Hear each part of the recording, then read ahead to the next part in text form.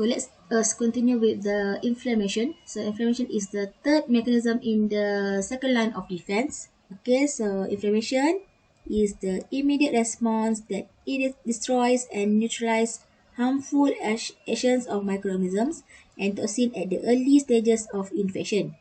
So in this case, we have cell here, our cell. Okay, so this is bacteria or bacterium or any microorganism successfully infected our cell. So actually in this case our cell is already infected with the bacteria. So when the cell are already infected, so this will trigger the inflammation. Okay, so why this inflammation is very important? Because it is immediate response that destroys and neutralizes harmful action of microorganism and toxin at the early stages of infection to make sure that the infection not becoming worse. Okay, can prevent it before becoming worse lah.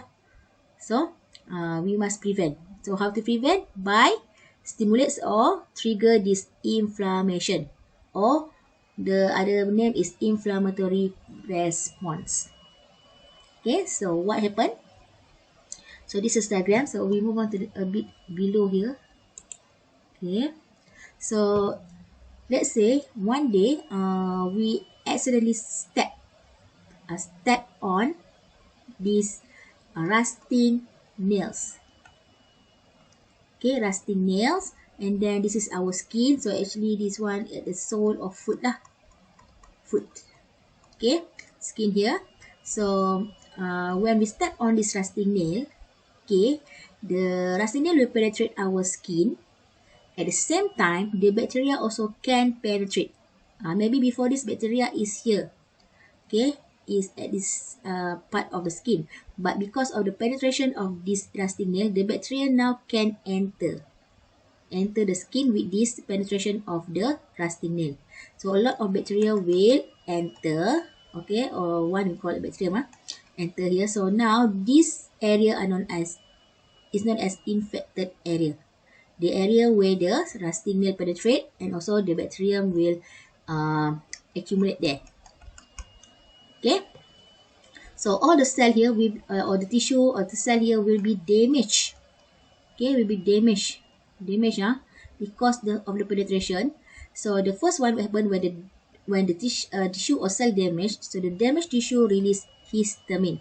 Automatically after the cell become damaged or the tissue become damaged, it will release histamine. So you see here, this one histamine, the word color, the white color here. So histamine.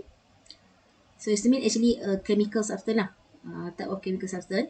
So histamine will stimulate an immediate inflammatory response. So when the histamine produced, now the body know that it has to stimulate the inflammatory response. Okay, so what this histamine do? Okay, histamine first will cause the blood capillaries to expand for more blood to flow to the infected area. So here, below here, okay, right, we have this blood capillary. So this is a blood capillary near the infected area. Okay, and then this one actually we have the tissue fluid lah. And here we have the tissue fluid because the tissue fluid will bathe the cell, right? So the cell here, okay. So the histamine will cause the blood capillaries to expand. So the blood capillary will expand for more blood to flow to the infected area. So now to make sure that more blood will flow to the infected area. Okay, infected area.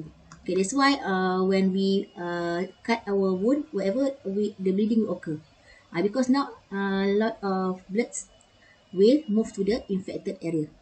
Okay, so this is the first. Okay, and then at the same time, histamine also increase the permeability of blood capillaries to phagocytes. You still remember phagocytes? What is the function of phagocytes? To carry out phagocytosis, to destroy the bacteria, right? So the phagocyte, example of phagocyte, monocytes and neutrophils.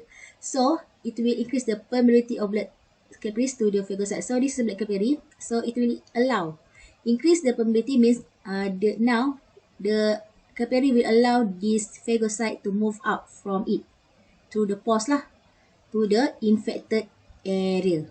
So this phagocyte all will go to the infected area. Okay, so that is what means by increase the permeability of blood capillaries to phagocyte. Now phagocyte can move up from the capillaries to go to the infected area. Okay, this is caused by histamine. Okay, and then what happened? The phagocytes and clotting factors will accumulate in the infected area. So phagocyte here will all will accumulate to the infected area. At the same time, platelets also involved in the clotting mechanism also will accumulate into the infected area. Okay, so next, there are two mechanisms will occur. Okay, first, platelets. What is function of platelets? So platelets will trigger the blood clotting mechanism. So platelets will make sure the blood clotting mechanism will occur with the clotting factor, right? So blood clotting mechanism occur to stop bleeding. To make sure to stop bleeding. Okay, this one to stop bleeding lah. Okay, to stop bleeding. And another mechanism that occur is that phagocyte. Phagocyte will carry out phagocytosis. So it will carry out phagocytosis and destroy the bacterium. So this is the what happened in the inflammation. So inflammation will occur to make sure at the early stage of infection to make sure the infection not become worse. During this inflammation, the production of histamine. Histamine, what we do, histamine will cause the blood to expand to make sure the blood will flow to the infected area. And then also to make sure that the phagocyte can move out from it, from the capillary to carry out phagocytosis. And also at the same time, platelets also will carry out the blood clotting mechanism. So this is how when we cut when we have injury, the bleeding will stop. And also what happened after that? Okay, I will show you the diagram. This one. Okay, this one. So usually this one is this first stage. We have injury here. Maybe you cut here, so the blood will come out. Okay, blood will come out and so on. So this inflammation will occur. Inflammation process will occur and so on. So blood clotting occur. So after the stop, now this is second you can see the inflammation. Inflammation, right? So at this situation or in this case, you can see this part will become red or sometimes can become swell. Depends on the type of injury lah. Okay, inflammation. So when this occur means inflammation already occur. The process of inflammation already occur. So the bacteria already killed by the phagocyte and the blood clotting mechanism also successfully occur. So later it will go to this stage and this stage until the wound become disappear. Okay, so this is how the inflammation process occur in our body.